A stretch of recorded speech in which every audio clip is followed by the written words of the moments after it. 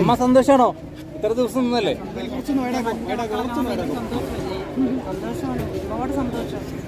അപ്സര അറിഞ്ഞിട്ടുണ്ടോന്ന് അറിയില്ല. ഈ സുമതി വിളവ് എന്ന ചിത്രത്തിൽ ഗോപിക നായികയായിട്ട് വരുന്നുണ്ട്. അറിഞ്ഞിരുന്നോ? ഞാൻ പറഞ്ഞില്ലേ, പറഞ്ഞല്ലോ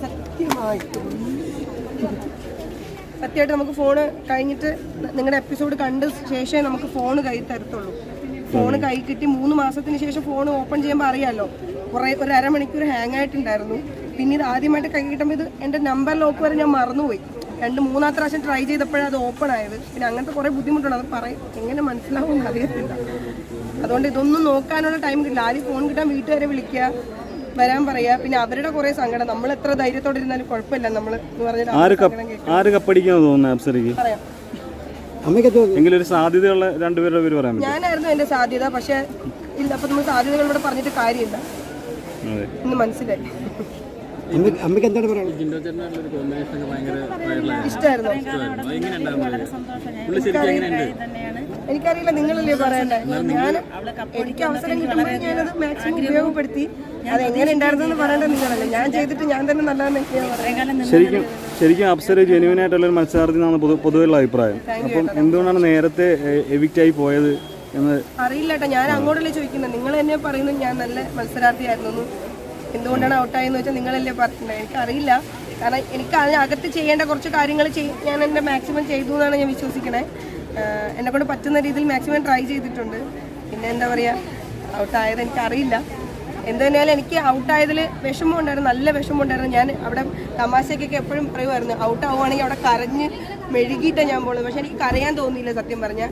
കാരണം ഞാൻ ഔട്ടായെന്ന് കേട്ടപ്പോൾ അവിടെ നിന്ന് എല്ലാ കണ്ടസ്റ്റൻറ്റിനെയും കണ്ണ് നിറഞ്ഞിട്ടുണ്ടായിരുന്നു. അപ്പോൾ എനിക്ക് ഭയങ്കര പ്രൗഡായിട്ട് തോന്നി. നമ്മുടെ ഓപ്പോസിറ്റ് നിൽക്കുന്ന ആൾക്കാർ പോലും നമ്മൾ പോകുമ്പോൾ സങ്കടപ്പെടണമെങ്കിൽ നമുക്ക് എന്തെങ്കിലും ഒരു വാല്യൂ തരുന്നുണ്ടല്ലേ. അതായത് ഹൗസിലുള്ളവർ പോലും കരുതിയിരുന്നില്ല എവിക്റ്റ് ആവുമെന്ന് അപ്സര. അതെ, എനിക്ക് അല്ല, ഞാൻ പറയില്ല, നമുക്ക് ലാസ്റ്റ് കപ്പ് മേടിക്കണം. ലാസ്റ്റ് 100 ദിവസം ഫിനിഷ് ചെയ്യണമെന്ന് ആഗ്രഹത്തോടെയാണ് ഞങ്ങൾ എല്ലാവരും അവിടെ പോകുന്നത്.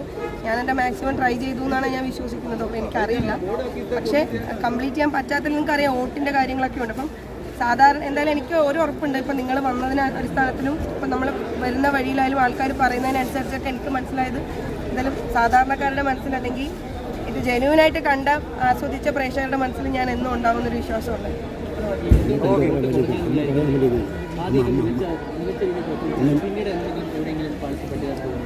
എനിക്കറിയില്ല, എനിക്കങ്ങനെ പാളിച്ച പറ്റിയതായിട്ടൊന്നും എനിക്ക് തോന്നില്ല. ഞാനായിട്ട് തന്നെയാണ് അത്രയും ദിവസവും നിന്നത്.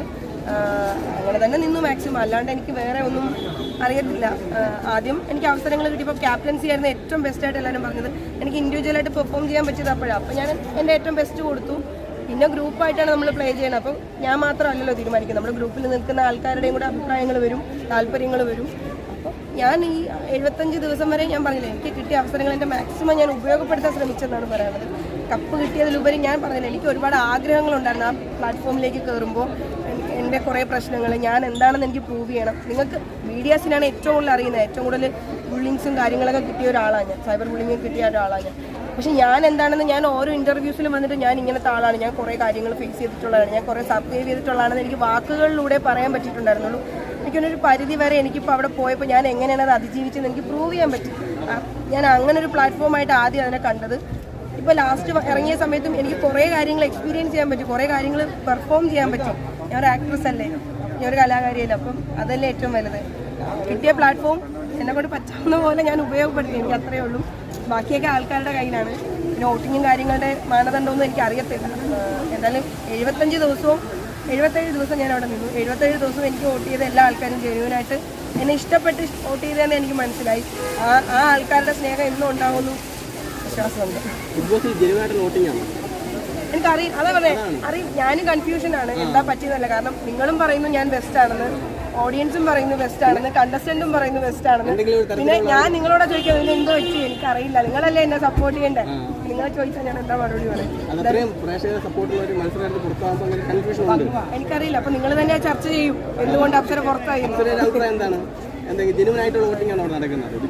എനിക്കറിയില്ല ചേട്ടാ, സത്യമായിട്ടും ഓണസ്റ്റേറ്റ് ഞാൻ പറഞ്ഞു. ഞാൻ അതിനകത്ത് നിൽക്കുന്ന ആളാണ്. എനിക്ക് ആകെ കൂടി അവിടെ ഞാൻ കേൾക്കുന്ന ശബ്ദം ലാലേട്ടൻ്റെയും ബിഗ് ബോസിൻ്റെയും മാത്രമാണ്.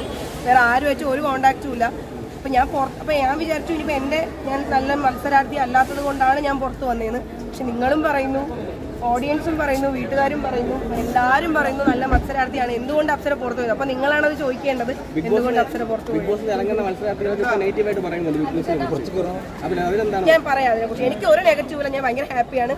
ബാക്കി വിശേഷങ്ങൾ പറയാം. Thank you so much.